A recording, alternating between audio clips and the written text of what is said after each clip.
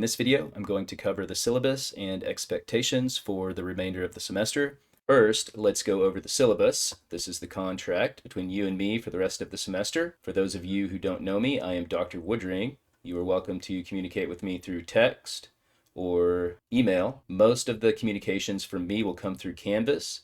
I prefer that you communicate with me through Canvas, but if you can't get a hold of me there, or if something is super urgent, you are welcome to call and text or email me. Let's go over the required text.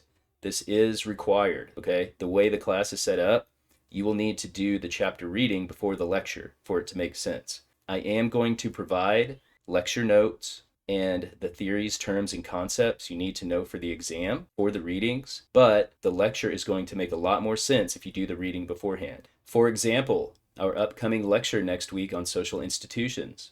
My lectures are meant to build on the readings and the sociological terms and concepts to answer the broader, more significant questions of why and how things exist the way they do.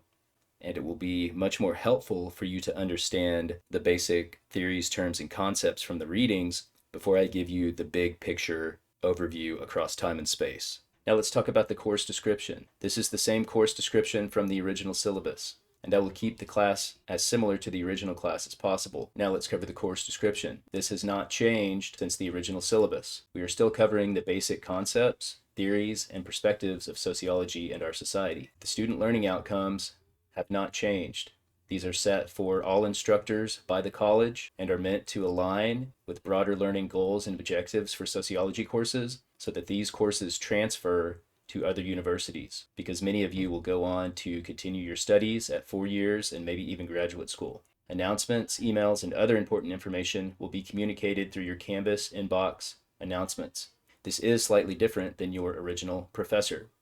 If you have any questions, let me know. Class notes. I will provide a general outline and set of notes for each lecture, including the concepts, theories, and terms you need to know for the exam, because I want you to listen to the lecture, be engaged, ask questions, discuss things, debate things with other students. You will use these notes, which I will send out as slides to prepare for the final exam. Class participation and attendance. This is crucial. You have a new professor halfway through the course. I have very little information to go off of to gauge what learning objectives and goals you have achieved in this course. Therefore, I will have to cover a lot of information to ensure that you achieve those learning goals and objectives.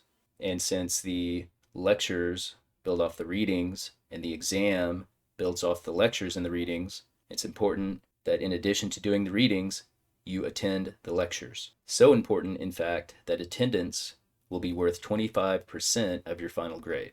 I will be recording attendance from lectures from 327 to 427. I'm giving you a break on the final week because I know we all have a lot of stuff to do then. But from this point moving forward until 427, each lecture will be worth 10 points. If you are going to miss class for any reason, you need to let me know in advance. And if you have any questions or concerns, please contact me immediately before we start on Monday. For class behavior, I expect the same respect as your previous professor. I am committed to creating a safe and inclusive learning environment where diversity is welcomed, embraced, and celebrated in all its forms. When we are discussing and debating, I expect that students engage in constructive dialogue, even when you disagree, and I encourage you to speak up if you feel like your voices or experiences are not being heard.